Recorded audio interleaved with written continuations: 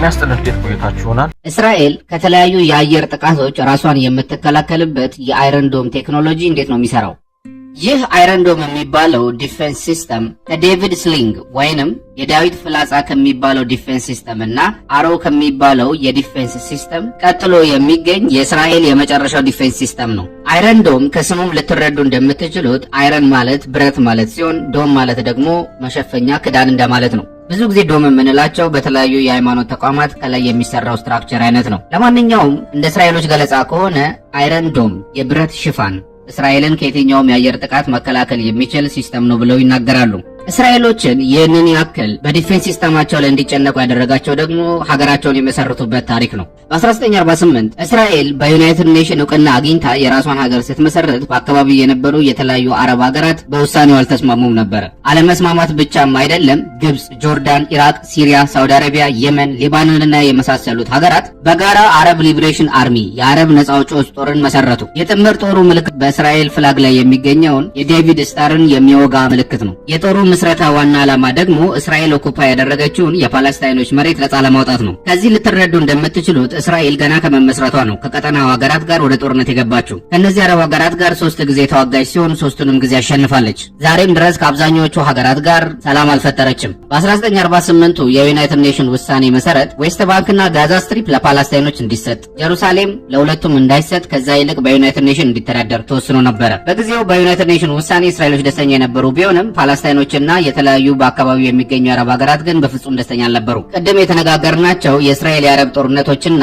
አሁን ላይ በአካባቢው የሚገኙ ግጭቶች በሙሉ መነሻቸው ይህ ታሪክ ነው። ተከታታይ የአረብ ጦርነቶችን እስራኤል ካሸነፈች በኋላ የዩናይትድ ኔሽንን ሕግ በመጣስ ኢየሩሳሌምን፣ ዌስት ባንክንና ጋዛ ስትሪፕን ወራ በመያዝ ሙሉ ለሙሉ መሬቱን ተቆጣጠረችው። ከነዛ ጊዜያት ጀምሮ የፓለስታይን ህዝቦች የአፓርታይድ ሲስተም በሚመስል ሁኔታ በእስራኤል ግዞት ስር ወደቁ። እንደ ፓለስታይን ሊብሬሽን ኦርጋናይዜሽን ፒኤልኦ ያሉ ድርጅቶችም የተመሰረቱት በዚህ ጊዜ ነበር። በ1987 ኑሮ ምርር ያለው የፓለስታይን ህዝብ የመጀመሪያውን ኢንቲፋዳ ወይንም አመጽ አስነሳ። እነዚህ ተከታታይ አመጾችም እስራኤል ዩናይትድ ኔሽን ለፓለስታይኖች የሰጣቸውን ዌስት ባንክና ጋዛን ፒኤልኦ እንዲያስተዳድር ለመስጠት ያስገደዳት ነበረ። ይህንንም ስምምነት የኦስሎ አኮርድ ስምምነት እያልን እንጠራዋለን። ነገር ግን ከዚህ በኋላም በፓለስታይኖችና በእስራኤሎች መካከል ያለው ልዩነት እየሰፋ ሄዶ ሐማስ የሚባለው ኢስላሚክ ሬዚስታንስ ሙቭመንት ተወለደ። እዚህ ጋር በዋነኝነት ልንጠይቀው የምንችለው ጥያቄ እስራኤል በዚህ ሁሉ የጦርነት ታሪክ ውስጥ እንዴት ሰርቫይቭ አድርጋ እስካሁን ልትቆይ ቻለች የሚለው ነው። ከእስራኤል አድቫንስድ እና ዘመናዊ ሚሊተሪ ጀርባ ያለው ራፋኤል አድቫንስድ ዲፌንስ ሲስተምስ የሚባለው ካምፓኒ ነው። ይህ ካምፓኒ እስራኤል የምትታወቅባቸውን እንደ ፋይተን 5 ስፓይስ 2000 ስካይ ሺልድ ስፓይክ እና የመሳሰሉ ዘመናዊ የጦር መሳሪያዎችን የሚያመርት ካምፓኒ ነው። በዚህ ቪዲዮ የምንነጋገርበት የአይረን ዶም ቴክኖሎጂም የተሰራው በዚህ ካምፓኒ ነው። ይህ የአይረን ዶም ቴክኖሎጂ ለምን አይነት ሲቹዌሽኖች ጥቅም ላይ እየዋለ እንደሆነ ልንገራችሁ። ይህ ቦታ እስራኤሎችና ፓለስታይኖች ኮንትሮል የሚያደርጉት ቦታ ነው። ዌስት ባንክና ጋዛን ፓለስታይኖቹ ኮንትሮል ሲያደርጉት፣ ሰማያዊውን ኤሪያ ደግሞ ኮንትሮል የሚያደርጉት እስራኤሎች ናቸው። የእስራኤሎች መሪ ቤንጃሚን ነታንያሁ ሲሆን ፓለስታይኖችን የሚያስተዳድረው የነበረው ደግሞ የሐማሱ አለቃ እስማኤል ሃኒዬ ነበር። ነገር ግን ይህ ሰው ባለፉ ወራት እስራኤል ባደረገቻቸው ተከታታይ ኦፕሬሽኖች የተገደለ ሲሆን በሱ ምትክ ደግሞ ያህያ ሲንዋር ተተክቶ ሐማስን እየመራ ነው። እዚህ ጋር ለመረጃ ያክል ይህንን ቪዲዮ ልክ ሰርቼ ከጨረስኩኝ በኋላ አሁን ላይ የያህያ ሲንዋር የሚባለውም ሰው እንደተገደለ መረጃዎች እየወጡ ነው። እስራኤሎች በሰሜን አቅጣጫ የሚዋሰኑት ከሊባኖን ጋር ነው።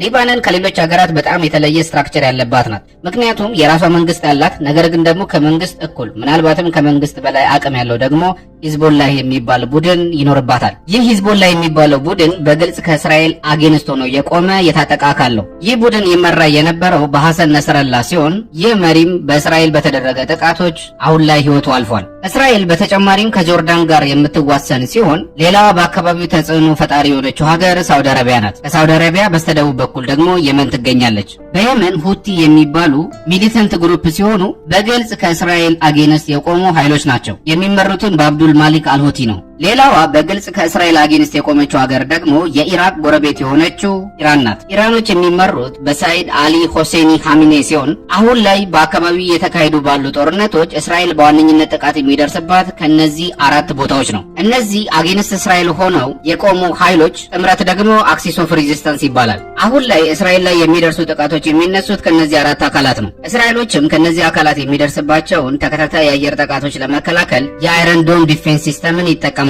የአይረን ዶም በውስጡ 3 ኮምፖነንቶች አሉት። ራዳር ዩኒት፣ ኮንትሮል ዩኒት እና ላውንቸር። እነዚህ የአይረን ዶም ኮምፖነንቶች እንዴት የአየር ጥቃቶችን እንደሚከላከሉ አንደርስታንድ ለማድረግ በእስራኤል ላይ የሚሰነዘሩት የአየር ጥቃቶች ምን እንደሚመስሉ አንደርስታንድ ማድረግ የግድ ያስፈልጋል። ሐማስ፣ ሁቲ፣ ሂዝቦላ እና ኢራን የሚያደርሱት የአየር ጥቃት በአይነቱ የተለያየ ነው። መጀመሪያ ከሐማስ ልጀምርላችሁ። ሐማስ የተለያዩ የአየር ጥቃቶችን ለማድረስ የሚጠቀምባቸው መሳሪያዎች እዚህ ጋር የምትመለከታቸው አይነት ናቸው። እነዚህ ሐማስ የሚያስወነጭፋቸው መሳሪያዎች አሰም ሮኬትስ ይባላሉ።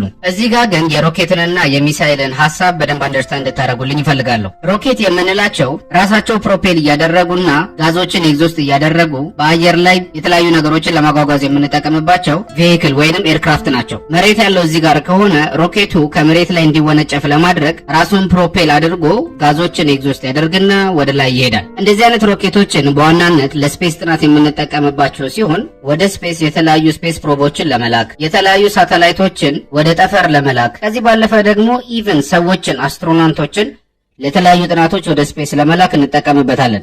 ሚሳኤል ደግሞ የምንለው በአንጻሩ የሮኬት አይነት ሲሆን የምናጓጉዝበት ግን ሳተላይቶችንና አስትሮናውቶችን ሳይሆን የጦር መሳሪያዎችን ሊፈነዱ የሚችሉ ኤክስፕሎሲቭ የሆኑ ዌፐኖችን ነው። አብዛኞቹ አሁን ላይ የሚገኙ ሚሳኤሎች ጋይድድ የሆኑ ሚሳኤሎች ሲሆኑ የሆነ ታርጌት ካለ ከተኮስናቸው በኋላ በቀጥታ ሄደው እኛ የምንፈልገውን ታርጌት ናቸው። ስለዚህ የሮኬትና የሚሳኤል ሀሳቦች እነዚህ ናቸው። ሚሳኤሎች ቴክኒካሊ ሮኬቶች ናቸው። ለሚሊተሪ ፐርፐዝ ነው የምንጠቀምባቸው። ይህንን ሀሳብ በደንብ አንደርስታንድ ካደረግን ሐማስ ወደሚጠቀምባቸው የቃሳም ሮኬቶች እንመለስ። እዚህ ጋር ልጠይቁት የምትችሉት ጥያቄ ለምንድን ነው የቃሳም ሮኬቶችን ሮኬት የምንለው? ለምንድን ነው ሚሳኤል ማንላቸው ልትሉ ትችላላችሁ። እርግጥ ነው አንዳንድ ቦታ ላይ እንደ ሚሳኤል ሪፈር የሚያደርጓቸው አሉ። ነገር ግን ብዙ በዚህ መሳሪያ ዙሪያ የተጻፉ ጽፎችን ካያችሁ ሪፈር የሚያደርጓቸው እንደ ሮኬት ነው። ምክንያቱም እነዚህ መሳሪያዎች በፋብሪካ የሚሰሩ አይደሉም። ከዛ ይልቅ ሐማሶች ዘመናዊና በፋብሪካ ስታንዳርዳቸውን ጠብቀው የተሰሩ ሚሳኤሎችን ወደ ፓለስታይን ለማስገባት እስራኤሎቹ ስለማይፈቅዱላቸው በየቤታቸው የሚሰሯቸው ሮኬቶች ናቸው። ግን እንዴት ነው በቤታቸው እንደዚህ አይነት መሳሪያዎችን ሊሰሩ የሚችሉት ልትሉ ትችላላችሁ። ይህንን አንደርስታንድ ለማድረግ በጣም የተወሰኑ ቤዚክ የሚባሉ የሮኬት ሀሳቦችን አንደርስታንድ ማድረግ አለባችሁ። አብዛኞቹ ሮኬቶች ያላቸው ስትራክቸር ነው። ይህኛውን የሮኬቱን ሪጅን ኖስኮን ስንለው ፔሎድ ሲስተሙን የያዘ ነው። ፔሎድ ሲስተም የምንለው በሮኬቱ ልናደርስ የምንፈልገውን ነገሮች የሚይዝ ማለት ነው። በእኛ ኬስ ከሆነ የሚፈነዱ ኤክስፕሎሲቭ የሆኑ ዌፐኖች። በአንጻሩ ይሄኛው ሪጅን ደግሞ ፕሮፐልሽን ሲስተም እንለዋለን። ይህ ሲስተም ደግሞ ሮኬቱ ወደሚፈለግበት ቦታ እንዲሄድና እንዲንቀሳቀስ ለማድረግ የሚያስችሉ ኮምፖነንቶችን የያዘ ነው። በሮኬቱ ጫፍ ላይ የምናስቀምጣቸው ኤክስፕሎሲቭ ሲሆኑ ሮኬቱ የሚፈልግበት ቦታ ከደረሰ በኋላ የሚፈነዱትና ጉዳት የሚያደርሱት ናቸው። እዚህ ጋር ኤክስፕሎሲቭ የምላችሁ እያወራን ያለነው ስለ ጦርነት ስለሆነ ነው እንጂ ሮኬቱን የምንፈልገው የስፔስ ጥናት ለማድረግ ከሆነ ወደ ስፔስ ማድረስ የምንፈልጋቸውን ነገሮች የምናስቀምጥበት ኤሪያ ነው። እዚህ ጋር የሮኬቱ ጋይዳንስ ሲስተም አለ። ይህ ጋይዳንስ ሲስተም የተለያዩ ሴንሰሮችን፣ የጂፒኤስ ሲስተሞችን በውስጡ የያዘ ሲሆን ሮኬቱ የሚፈልግበት ቦታ ላይ እንዲያርፍ ለማድረግ ይረዳል። ስለዚህ እነዚህ ሁለቱ ኮምፖነንቶች የሚገኙበትን ቦታ ነው ፔሎድ ሲስተም የምንለው። በዚህኛው ፕሮፐልሽን ሲስተም በምንለው ቦታ ደግሞ ቅድም እንደነገርኳችሁ ሮኬቱ እንዲንቀሳቀስ የሚያስፈልጉን ኮምፖነንቶች ያሉበት ቦታ ነው። እዚህ ጋር ፊውል ታንክ ሲኖረን፣ እዚህ ጋር ደግሞ የሊኩዊድ ኦክሲጅን ታንክ አለን። እዚህ ጋር ፊውሉንና ሊኩዊድ ኦክሲጅኑን ኢጀክት የሚያደርግ ፐምፕ ሲኖረን ፊውሉንና ሊኩዊድ ኦክሲጅኑን ወደ ኮምበንሽን ቻምበሩ ያስገባልናል። ፊውልና ኦክሲጅን ደግሞ ልትገምቱ እንደምትችሉት ኮምበንሽን ሪአክሽን ይፈጥራሉ። ይሄ ደግሞ በሮኬቱ ኖዝል በኩል ጋዞች ኢጀክት እንዲሆኑ ያደርጋል። እነዚህ ጋዞች በአንድ ዳይሬክሽን ወደ ታች ስለሚወጡ ሮኬቱ ወደ ላይ እንዲወነጨፍ ያደርገዋል።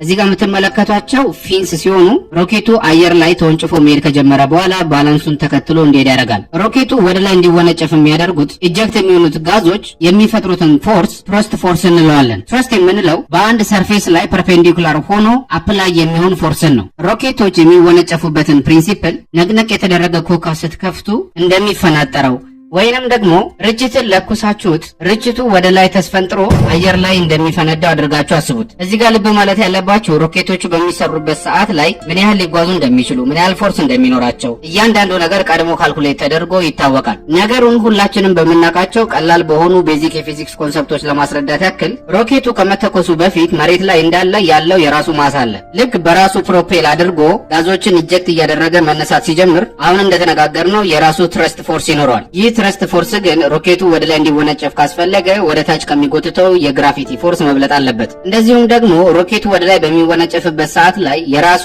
ቬሎሲቲ ሲኖረው፣ እንደዚሁም ደግሞ ጋዙ ከሮኬቱ ወጥቶ ወደ ታች በሚሄድበት ሰዓት ላይ የራሱ ኢጀክቲንግ ቬሎሲቲ አለው። ሁላችንም እንደምናውቀው ደግሞ ፎርስ ማለት ማስ ታይምስ አክሰለሬሽን ነው። ስለዚህ የዚህን ሮኬት አጠቃላይ ፎርስ ካልኩሌት ማድረግ ከፈለግን ሮኬቱ ከተወነጨፈበት ጊዜ ጀምሮ ጋዞችን ሪሊዝ እያደረገ ማሱ እየቀነሰ ስለሚመጣ ኦሪጂናሊ መሬት ላይ ከነበረው ማስ ላይ የጋዞቹን ማስ ሲባዛ በታይም አድርገን ከዋናው ማስ ላይ እንቀንሳለን። በታይም የምናባዛበት ምክንያት ያው ጊዜው እየጨመረ በሄደ ቁጥር ሪሊዝ የሚሆነው ጋዝ ይጨምራል፣ ማሱም በዛው መጠን እየቀነሰ ስለሚመጣ ነው። ስለዚህ የሮኬታችንን ትረስት ፎርስ ለማግኘት ይህንን አቀናንሰን ያገኘነውን ማስ በሮኬቱ አክሰለሬሽን እናባዘዋለን። የአጠቃላይ ሲስተም ፎርሱን ማግኘት ከፈለግን ደግሞ E ታይምስ T ማለትም ኢጀክት እየተደረጉ ያሉትን ጋዞች ማስ በታይም አባዝተን ጋዞቹ መጀመሪያ ላይ በሮኬት ውስጥ ስለነበሩ አክሰለሬሽኑን ለማግኘት ኔጌቲቭ VE ወይንም የጋዞቹን ቬሎሲቲ እዚህ ጋር ኔጌቲቭ ያደረግንበት ምክንያት ጋዞቹ በሮኬቱ ተቃራኒ አቅጣጫ የተጓዙ ስለሆነ ነው። ሲቀነስ የሮኬቱን ቬሎሲቲ ሲካፈል ታይም ማድረግ እንችላለን። ይህ አጠቃላይ የሮኬቱን ሲስተም ዲስክራይብ ያደርግልናል። ይህንን ቶት ፕሮሰሱ እንዴት እንደሆነ ለማሳየት ነው እንጂ በጣም በበለጠ ዲቴል ሮኬቱን በተለያዩ ካልኩሌሽኖች ዲስክራይብ እናደርገዋለን። ይህንን ሀሳብ በተወሰነ መልኩ ከተረዳን አሁን የሐማስ የቃሴም ሮኬቶች እንዴት እንደሚሰሩ ማየት እንችላለን። እዚህ ጋር ግን ለክፉም ለደጉም እንደ ዲስክሌመር ማስቀመጥ የምፈልገው ይህንን ቪዲዮ እየሰራው ያለሁት ለኤዱኬሽናል ፐርፐዝ ነው እንጂ የትኛውንም አይነት ኢሌጋል የሆነ የጦር መሳሪያ ማምረት ሂደትን ለማበረታታት ወይንም ለመደገፍ አይደለም። ይህንን በግልጽ ካስቀመጥኩኝ ወደ ሀሳባችን እንመለስ። ሐማስ በሚሰራቸው የቃሰም ሮኬቶች ላይ ይህ ከታች የምትመለከቱት የሮኬቱ ቴል ሲሆን ቅድም ፊንስ ያለው ሮኬቶቹ በአየር ላይ ሲሄዱ ባላንስ እንዲሆኑ ይረዳቸዋል ያልናቸው፣ እንደዚሁም ደግሞ ጋዞቹ የሚወጡበት ኖዝል ያለበት ኤሪያ ነው። ይህኛው ደግሞ የቃሰም ሮኬቱ ቦዲ ሲሆን ሮኬቱ በአየር ላይ እንዲንቀሳቀስ ያስፈልጋሉ ያላቸውን ነገሮች በውስጡ የያዘ ነው። ይህንን ቦዲ ሐማሶች በአካባቢያቸው በቀላሉ ከሚገኝ የውሃ ፕላስቲክ ቱቦ ይሰሩታል። በዚህ ቱቦ ውስጥ የሚቀመጠውን ፕሮፔለንት ለመስራት ደግሞ በአካባቢያቸው በቀላሉ የሚገኙትን ስኳርና ማዳበሪያ ወይንም ፈርትላይዘር ይጠቀማሉ።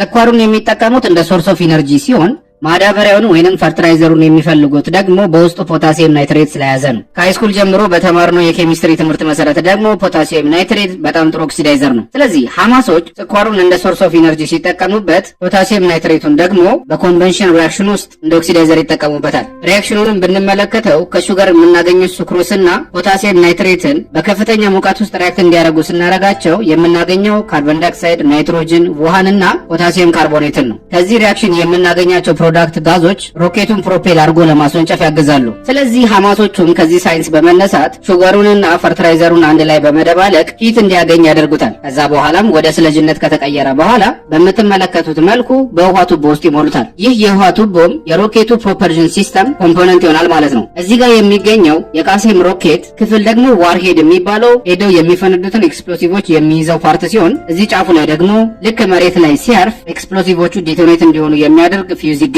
እዚህ ጋር ሐማሶቹ በራሳቸው ሮኬቶቹን እየሰሯቸው ከሆነ እንደ ኤክስፕሎሲቭ የሚጠቀሙት ምንድነው ልትሉ ትችላላችሁ። ሐማሶች በሮኬቱ ዋርሄድ ውስጥ የሚያስቀምጡት ኤክስፕሎሲቭ ቲኤንቲ እና ዩራናይትሬት የሚባሉ ስመግል ተደርገው በድብቅ የሚገቡ ኤክስፕሎሲቮችን ነው። በዚህ ምስል ላይ እንደምትመለከቱት ሮኬቱ በጣም ቀላል ሮኬት ከመሆኑ የተነሳ ሲያስወነጭፏቸው የሚጠቀሙት ቀላል የሚባሉ መሰላል የሚመስሉ ነገሮችን ነው። ስለዚህ ሮኬቱን ሊያስወነጭፉ ሲሉ እንደምትመለከቱት በመሰላል ላይ አስቀምጠው አቅጣጫውን ያስተካክሉታል። ለምሳሌ ይህንን ሮኬት የሚያስወነጭፉት ወደ እስራኤል መሬት ነው ብንል ሮኬቱ ላውንች ከሆነ በኋላ በአየር ላይ የሚኖረው እንቅስቃሴ ልክ እንደዚህ ከርቭድ የሆነ ፕሮጀክታይል ሞሽን ነው። ይሄ ማለት ሮኬቱን የምናስወነጭፍበት መሰላል ቁመቱ ባጠረና በረዘመ ጊዜ የሮኬቱ አንግል ስለሚቀያየር የፕሮጀክታይል ሞሽን ከርቡም እየተቀያየረ ይሄዳል። ይሄ ማለት ሮኬቱን በምንተኩስበት ጊዜ ሮኬቱ ጋይድድ ስላልሆነ ሮኬቱን የምናስወነጭፍበት አንግል ማተር ያደርጋል ማለት ነው። ስለዚህ አንግላችንን አስተካክለን ክብሪታችንን ለኩሰን ሮኬቱን ካስወነጨፍነው በኋላ ቅድም እንደተነጋገርነው ሮኬቱ ፕሮፔል አድርጎ ጋዞችን ኢጀክት ማድረግ ይጀምራል። እነዚህ ጋዞች ደግሞ ለሮኬቱ ትረስት ፎርስ ይፈጥሩለታል። ሮኬቱ ይወነጨፋል። ቅድም እንደተነጋገርነው ሮኬቱ በሚወነጨፍበት ጊዜ ፕሮጀክታይል ሞሽን ይኖረዋል። ከዛም ሄዶ የታሰበለትን ታርጌት ይመታል። እንግዲህ ሐማሶች በእስራኤል ላይ ጥቃት የሚያደርሱት በዚህ መንገድ ነው። ነገር ግን አሁን እንደተነጋገርነው እነዚህ በሐማስ የሚሰሩት የቃሰም ሮኬቶች በቤት ውስጥ የሚሰሩ በመሆናቸው ምክንያት አንጋይድድ ናቸው። ስለዚህ ለተለያየ ርቀት የተለያየ ሮኬቶችን ነው የሚሰሩት። ቃሰም ዋን የሚባለው ሮኬት እስከ 5 ኪሎ ሜትር ብቻ የሚጓዝ የሮኬት አይነት ሲሆን ቃሰም ቃሰም 2 ብለው የሚሰሩት ደግሞ እስከ 12 ኪሎ ሜትር ይጓዛል። ትልቁ የቃሰም ሮኬት ቃሰም 3 ደግሞ እስከ 20 ኪሎ ሜትር ድረስ ይጓዛል። ይህ ትልቁ የቃሰም ሮኬት ቃሰም 3 90 ኪሎ ግራም ድረስ የሚመዘን ሲሆን ርዝመቱ ደግሞ 2.2 ሜትር ይደርሳል። ለማንኛውም ሐማስ የአየር ጥቃቶችን የሚያደርሰው በዚህ መንገድ ነው።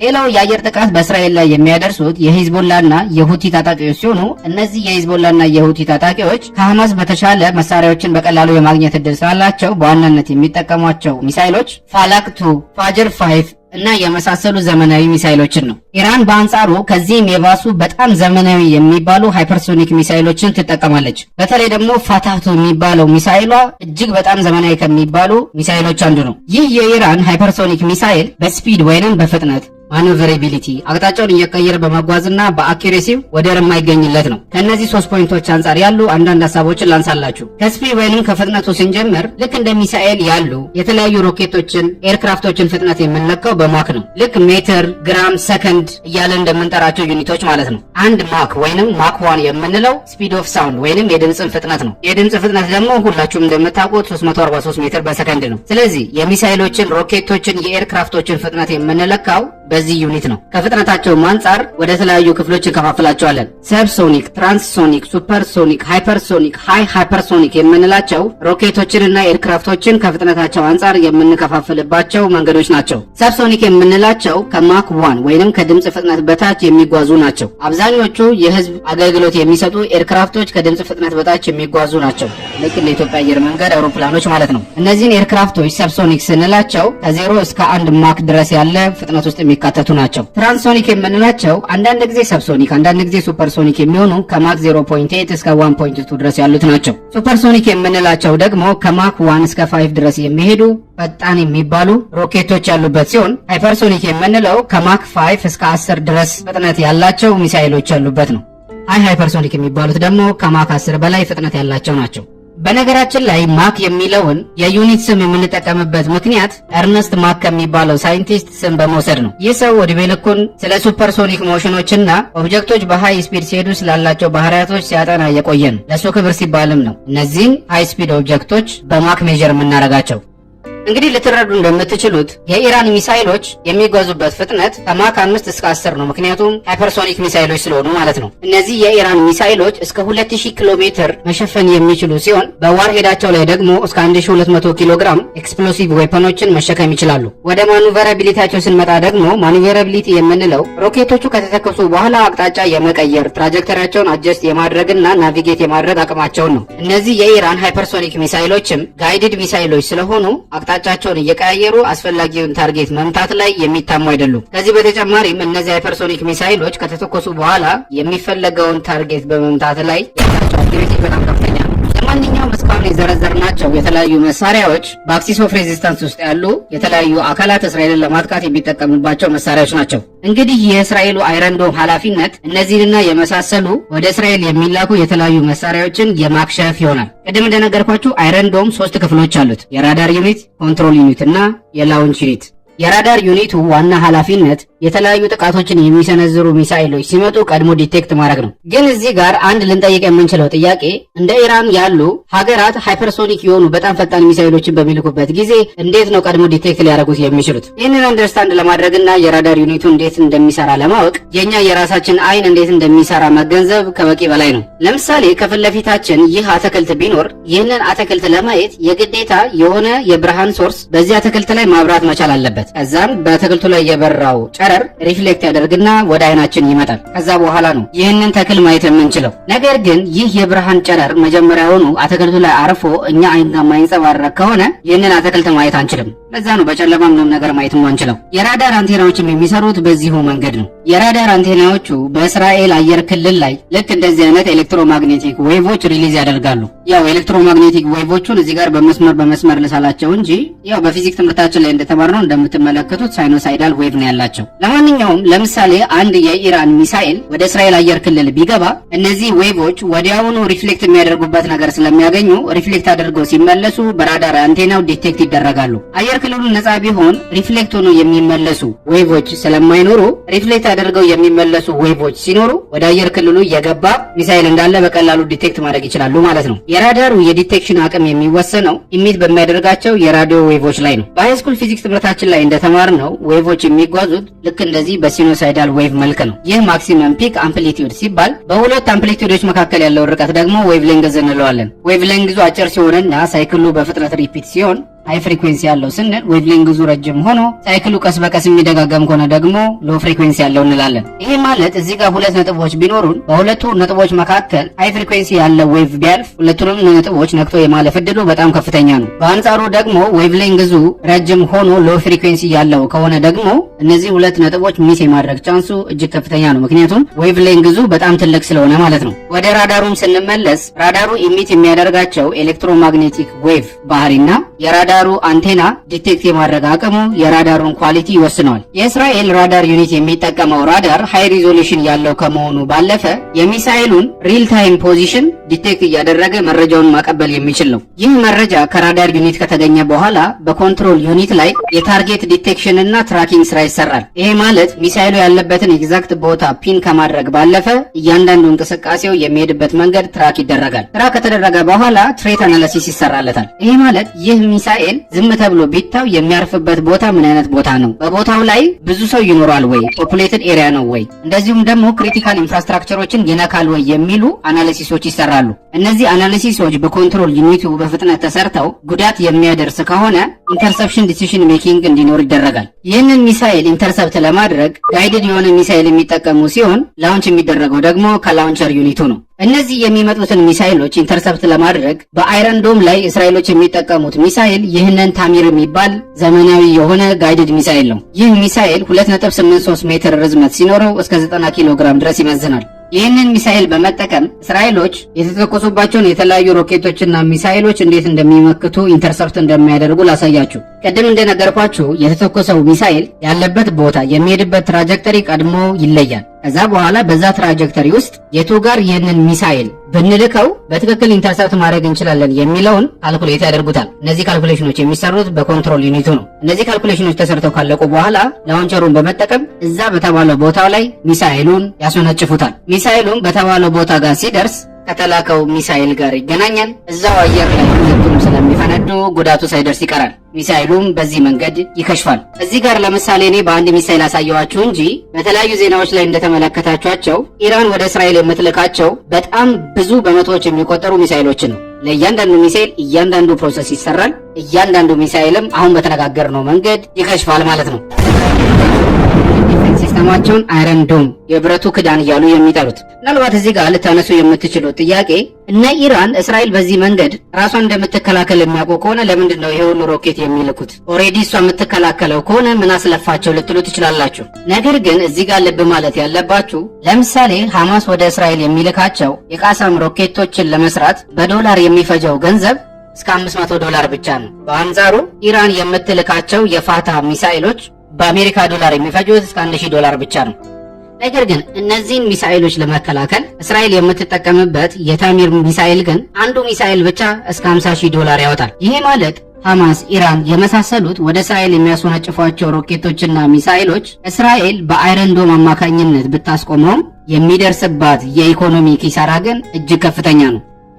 ሌላው እዚህ ጋር ልታነሱ የምትችሉት ጥያቄ በኦክቶበር 1 ላይ ኢራን ከ200 በላይ ሚሳኤሎችን ወደ እስራኤል በላከችበት ጊዜ እንዴት ነው ብዙ ሚሳኤሎች የአይረን ዶሙን አልፈው በእስራኤል መሬት ላይ ሊወድቁ የቻሉት የሚል ጥያቄ ልታነሱ ትችላላችሁ። ይህንን ጥያቄ በትክክል ይመልሳል ብዬ ማስበው ኦልሞስት ከ10 ዓመት በፊት በቴዎዶር ፓስተል የተጻፈ አን ኤክስፕላኔሽን ኦፍ ዘ ኤቪደንስ ኦፍ ዊክነስስ ኢን አይረን ዶም ዲፌንስ ሲስተም በሚለው የኤምአይቲ ሪቪው ጆርናል ላይ የተጻፈ አርቲክል ጥሩ ምላሽ ይዟል ብዬ አስባለሁ። ቅድም እንደተነጋገር ነው አንድ ሚሳኤል ወደ እስራኤል አየር ክልል ልክ እንደገባ በኮንትሮል ዩኒቱ ትራክ ተደርጎ የሚሄድበት አቅጣጫ ይታወቅና ከዛ በኋላ በሌላ የታሚር ሚሳኤል ኢንተርሰፕት ይደረጋል። ኢንተርሰፕት በሚደረግበት ጊዜ ግን ይህ የታሚር ሚሳኤል የተላከውን ሚሳኤል የታችኛው ክፍል የሚመታው ከሆነ ኤክስፕሎሲቭን የያዘው ቅድም የተነጋገር ነው ዋርሄዱ ከላይ ነው ያለው። ሚሳኤሉ ደግሞ እያጠቃና እያመከነ ያለው የታችኛውን የሮኬት ክፍል ነው።